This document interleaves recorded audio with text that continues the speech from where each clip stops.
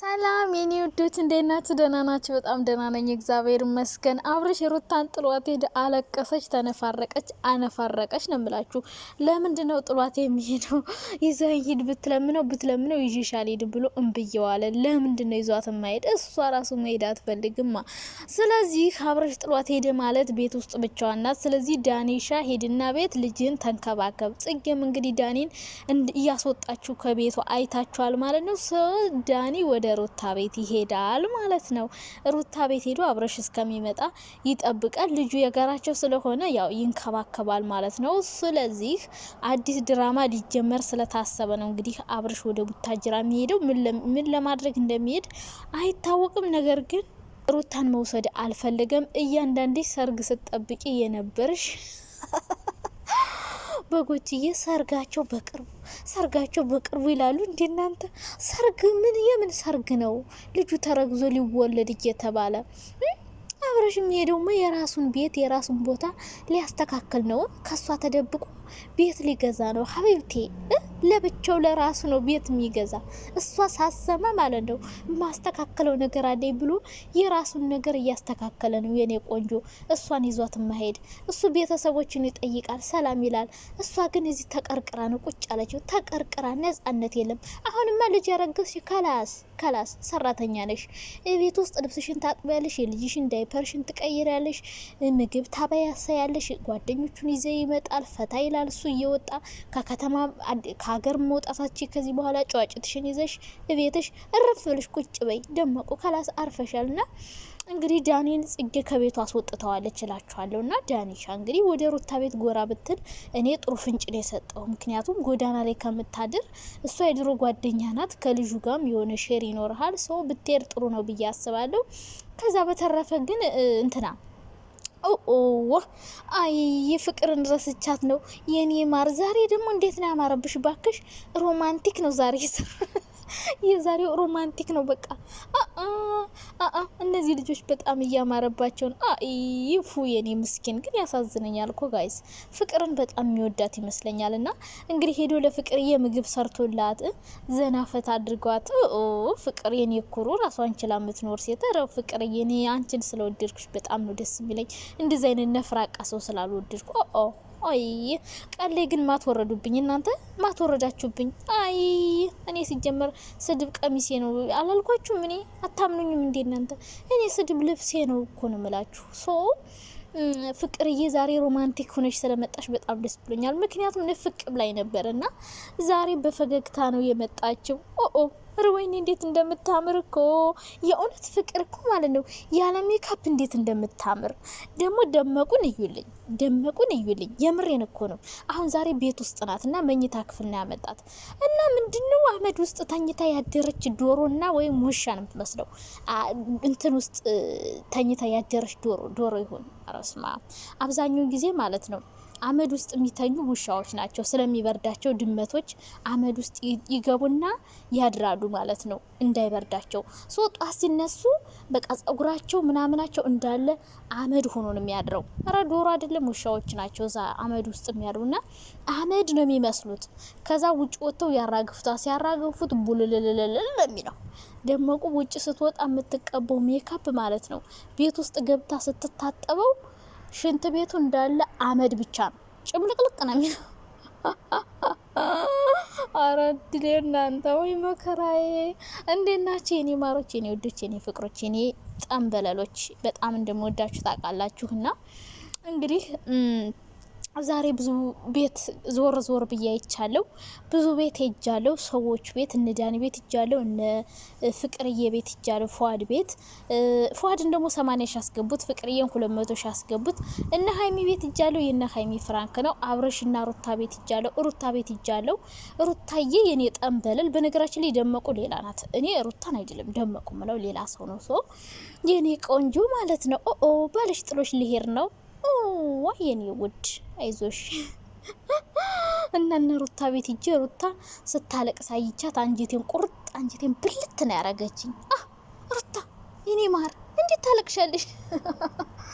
አሁን ልጅ ያረገዝሽ የትም መሄድ የለም። ቤተሰብሽን ማየት አትችይም። ጥሎሽ ነው የሚሄደው። አይርግዝና አይርግዝና። እሺ አሁን አርግዘሽ ነው ያኔ ሳታረግሽም ጥሎሽ ሄደ እና ሩታንም ስታለቅስ አይቻ አንጀቴን ብልት አድርጋ ይመጣውላችኋለሁ።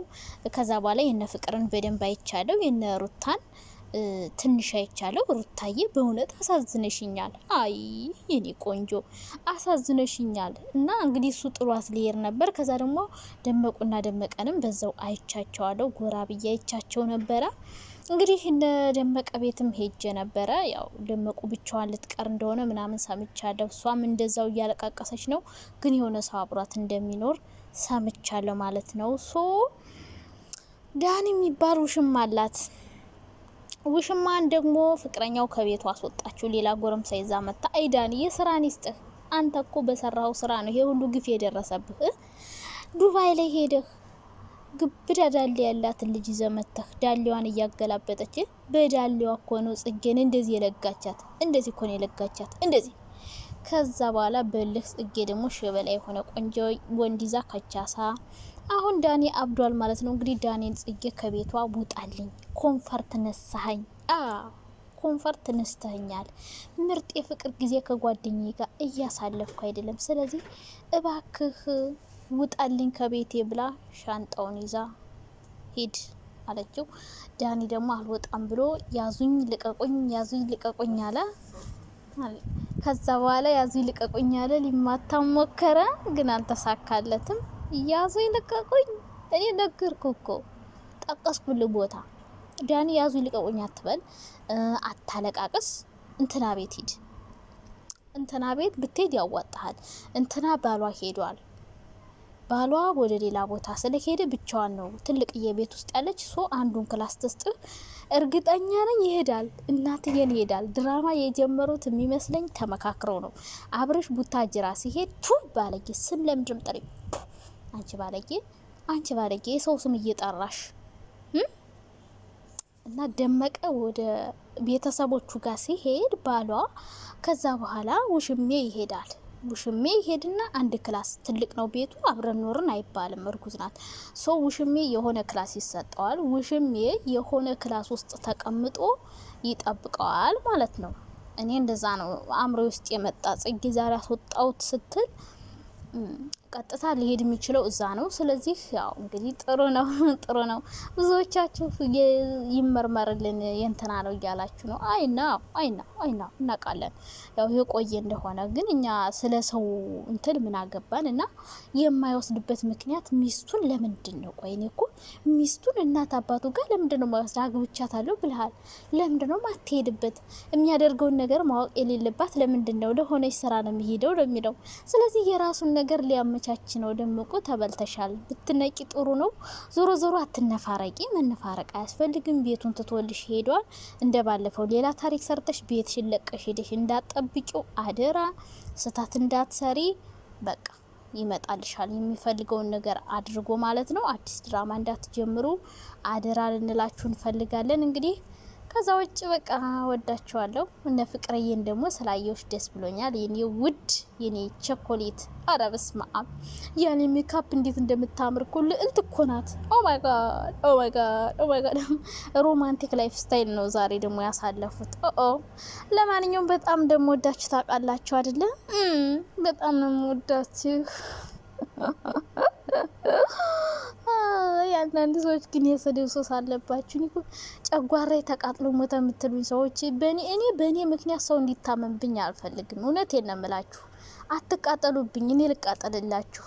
የኔ እናት ጨጓራ ባንቺ ውሸት እንደው ተቃጥሎ ልምታለች። እኔ አልዋሽም፣ ያየሁትን ነገር ነው። የዩቲዩብ ወሬ አታውቁም እኮ እናንተ ስለ ዩቲዩብ እኮ አሁን ወጥ ያለ ቅመም ይጣፍጣል። እኔ እኮ ማለት ነው የዩቲዩብን ወሬ የሚሰሯትን ቅመም ጨማመሬ ምናምን ማመጣላችሁ እንጂ እየዋሹ አይደለም። ቅመም እየጨመርኩባት እያጣፈጥኩላችሁ ነው። አጣፍጦስ የቀርቡላችሁ እናንተ አንበላም ማለት እንዴ?